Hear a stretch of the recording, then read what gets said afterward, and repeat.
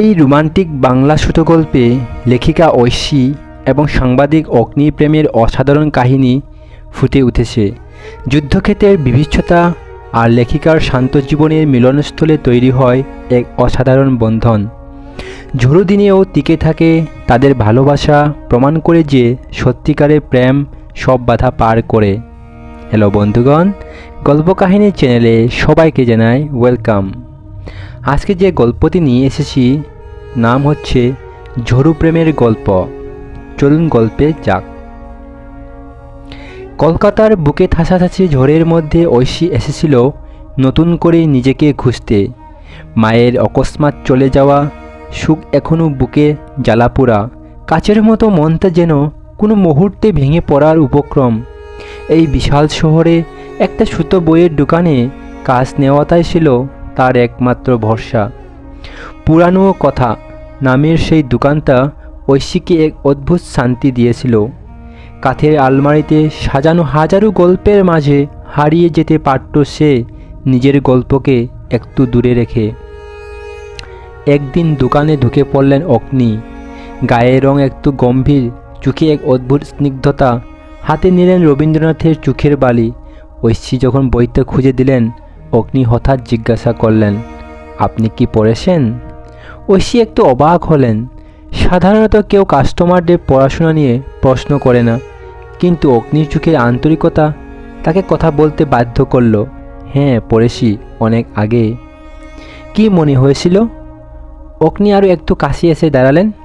এইরকম কাছাকাছি আসাটা ঐশীর কাছে অস্বস্তিকর মনে হলো, কিন্তু অগ্নির গলায় একটা আন্তরিক কৌতূহল ছিল যা তাকে আর কথা না বলতে বাধা দিল। তারা দুজনে চোখের বালি নিয়ে আলোচনা করতে লাগলেন। একটা সময় দেখলেন বেশ কিছুক্ষণ পার হয়ে গেছে।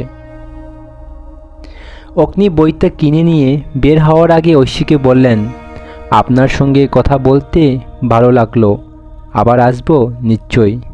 ঐশীর মনটা একটু হালকা লাগলো। অগ্নির সাথে কথা বলার মধ্যে একটা অন্যরকম স্বস্তি ছিল। তারপর থেকে প্রায়ই আসতো অগ্নির ঐশীর দোকানে। নতুন বই নিয়ে আসতেন, পুরনো বই নিয়ে আলোচনা করতেন। ঐশীর মায়ের কথাও একদিন বলে ফেললেন তিনি। মায়ের জন্য বুকে জমা কষ্টটা প্রথমবারের মতো কারোর কাছে খুলে বলতে পারলেন ঐশী। অগ্নি মনোযোগ দিয়ে শুনলেন, তারপর কোনো মন্তব্য না করে ঐশীর হাতটা ধরলেন। সেই ধরায় কোনো রোমান্টিক টান ছিল না, বরং একটা নিঃশব্দ সান্ত্বনা ছিল। এইভাবে তাদের বন্ধুত্ব গড়িয়ে গেল। ঐশীর অজান্তে অগ্নি তার জীবনে একটা অংশ হয়ে গেলেন। বইয়ের কথায়, গল্পের আলোচনায়, চায়ের কাপে, আড্ডায়, সব জায়গায় ছিল অগ্নির উপস্থিতি। কিন্তু একটা গভীর দুঃখের ছায়া ছিল অগ্নির জীবনে। ঐশী জানতে পারলেন অগ্নি পেশায় একজন সাংবাদিক। যুদ্ধবিধ্বস্ত এলাকাগুলো থেকে প্রতিবেদন করেন।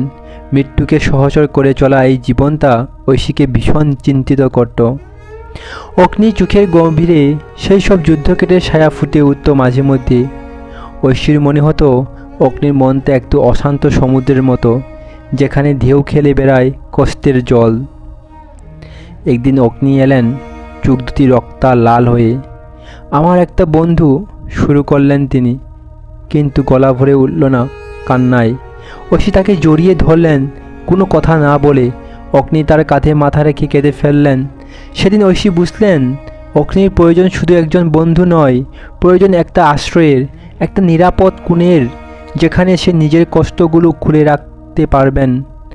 আর ঐশীও বুঝতে পারলেন অগ্নির প্রতি তার মনে একটা গভীর অনুভূতি জন্ম নিয়েছে। কিন্তু নিজের মনের কথা স্বীকার করতে পারছিলেন না ঐশী। মায়ের মৃত্যুর সুখ এখনও কাটেনি। অগ্নির ঝুঁকিপূর্ণ জীবনটাও তাকে দুশ্চিন্তায় ফেলে। একদিন সাহস করে অগ্নিকে তার মনের কথা বললেন ঐশী।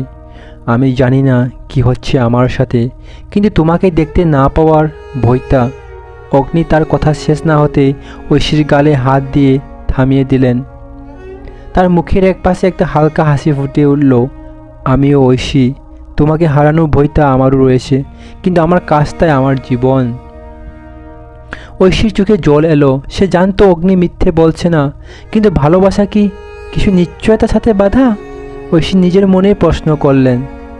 এরপর কয়েকটা দিনে অস্বস্তি নেমে এলো তাদের সম্পর্কে। দুজনেই চুপচাপ থাকতেন, বইয়ের কথায় মনোযোগ দিতে পারতেন না। একদিন দোকান বন্ধ করে দেওয়ার পরে ঐশীকে আটকালেন অগ্নি।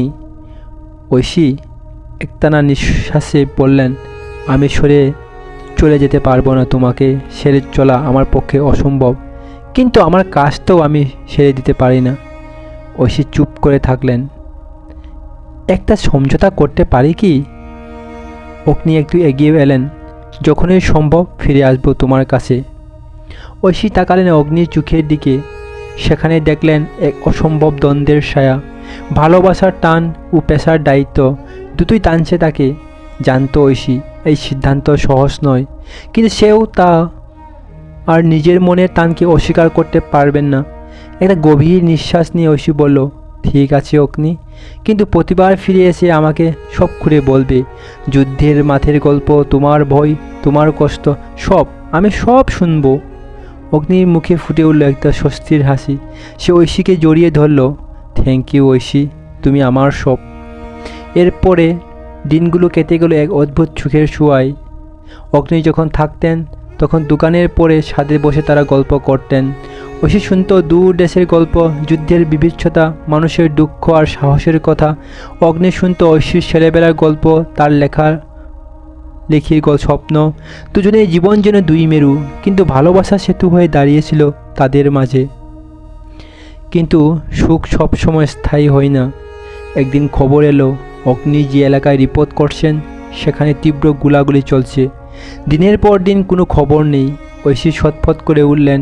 ঘুম আসে না, খাবার খেতে পারে না। অবশেষে এক সকালে ফোন করলেন অগ্নি। কণ্ঠটা ভাঙা, কিন্তু একটা স্বস্তি ছিল তার গলায়। ঐশী, আমি ঠিক আছি। ঐশী আর কিছু বলতে পারলেন না। ফোনের উপাসে শুধু তার কান্নার শব্দই ভেসে এলো। এরপর আরও অনেকবার এমন অপেক্ষার অগ্নি পরীক্ষা দিতে হয়েছে ঐশীকে, কিন্তু প্রতিবারই অগ্নি ফিরে এসেছেন। আর ফিরে এসে ঐশীর কাছে খুলে বলেছেন সব। যুদ্ধের বর্বরতা, মানুষের হাহাকার, নিজের মৃত্যু ভয়। আর ঐশী শুনেছেন, সান্ত্বনা দিয়েছেন। ভালোবাসা আর বিশ্বাসের এই বন্ধনে টিকে ছিল তাদের সম্পর্ক। একদিন ঝড়ের রাতে অগ্নি ফিরলেন একটা চিঠি নিয়ে। ঐশী চিঠিটা খুলে পড়লেন। অগ্নি লিখেছেন সে এবার আর যুদ্ধ বিধ্বস্ত এলাকায় যাচ্ছেন না। একটা নতুন পথ বেছে নিয়ে এসেছে, ঐশীর কাছে থাকার পথ।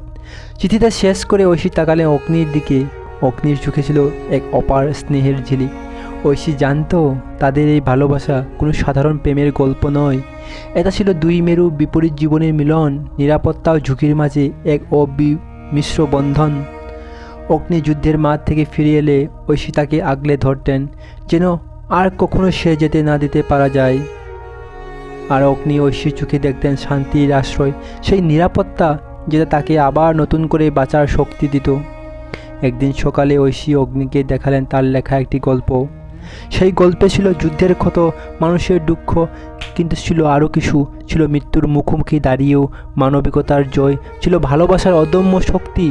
অগ্নি গল্পটা পড়ে মুগ্ধ হয়ে গেলেন। এই গল্পটা তো আমার গল্প ঐশী। অগ্নি চমকে গিয়ে বললেন। ঐশী হাসলেন, হ্যাঁ, কিন্তু এটা তোমার দেখা যুদ্ধের গল্প নয়। এটা সেই যুদ্ধের গল্প যেখানে ভালোবাসা জেগে উঠে, আশা জন্ম নেই। অগ্নি ঐশীর হাত ধরলেন। তুমি ঠিক বলেছ। ঐশী লেখা সেই গল্পটা ছাপা হলো এক বিখ্যাত পত্রিকায়। আর ঐশী হয়ে উঠলেন একজন জনপ্রিয় লেখিকা। তবে তার লেখায় সবসময় ফুটে উঠত অগ্নির অভিজ্ঞতা, যুদ্ধের বাস্তব চিত্র, আর তার পাশে থাকা সেই অবিচল ভালোবাসার গল্প। এইভাবে কেটে গেল বছরের পর বছর। ঐশী লিখলেন, অগ্নি লিখলেন তার ক্যামেরার চোখে দেখা গল্প। তাদের জীবন ছিল দুই ধারার মতো, কিন্তু মাঝখানে সেতুবন্ধনে বাঁধা। ঝড় আসত, সূর্য উঁকি দিত, কিন্তু তাদের ভালোবাসা সবসময় টিকে থাকলো অতুল ও অবিশ্বাস্য। গল্পটি ভালো লাগলে চ্যানেলটিকে একটি লাইক, শেয়ার অ্যান্ড সাবস্ক্রাইব করে নেবেন।